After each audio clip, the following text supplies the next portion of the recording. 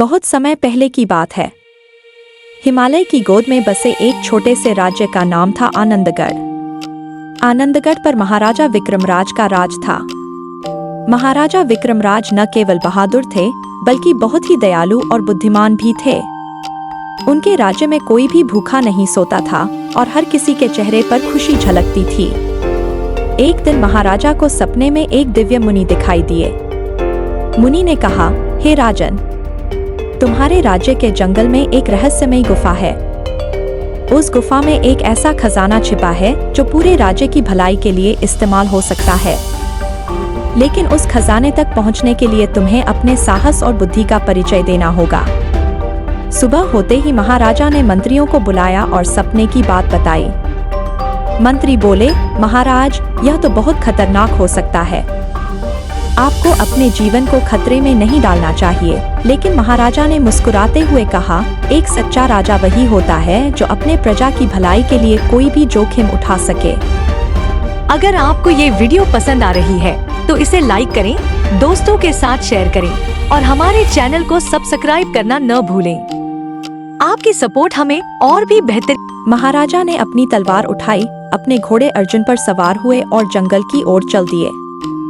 उनके साथ उनके भरोसेमंद सैनिक भी थे। रास्ता बहुत कठिन और दुर्गम था। कभी तेज हवाएं चलती तो कभी घना कोहरा रास्ता ढक देता।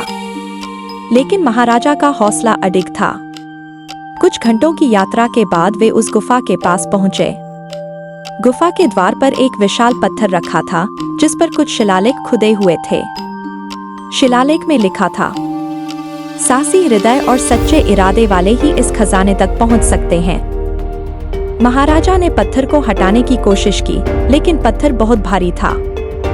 तभी उन्होंने सैनिकों की मदद ली और पत्थर को हटाया।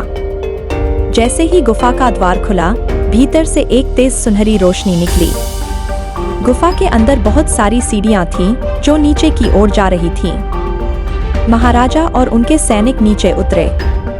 नीचे का दृश्य देखकर सब हैरान रह गए। वहां सोने और चांदी के ढेर लगे हुए थे। लेकिन खजाने के बीच में एक बड़ा सा पत्थर रखा था, जिस पर लिखा था, इस खजाने का उपयोग केवल जरूरतमंदों की मदद के लिए करो। लालच तुम्हारे राज्य को नष्ट कर देगा। महाराजा ने मुनि के शब्दों को याद किया और तय किया कि इस खजाने का उपयोग राज्य के गरीबों की भलाई के लिए करेंगे। उन्होंने सैनिकों को आदेश दिया कि खजाने को धीरे धीरे राज्य में ले जाया जाए। जब महाराजा आनंदगढ़ लौटे तो पूरे राज्य में खुशियों की लहर दौड़ गई। उन्होंने उस खजाने से नए स्कूल और अस्पताल बनवाए, किसानों की मदद की और जरूरतमंदों के लिए घर बनवाए।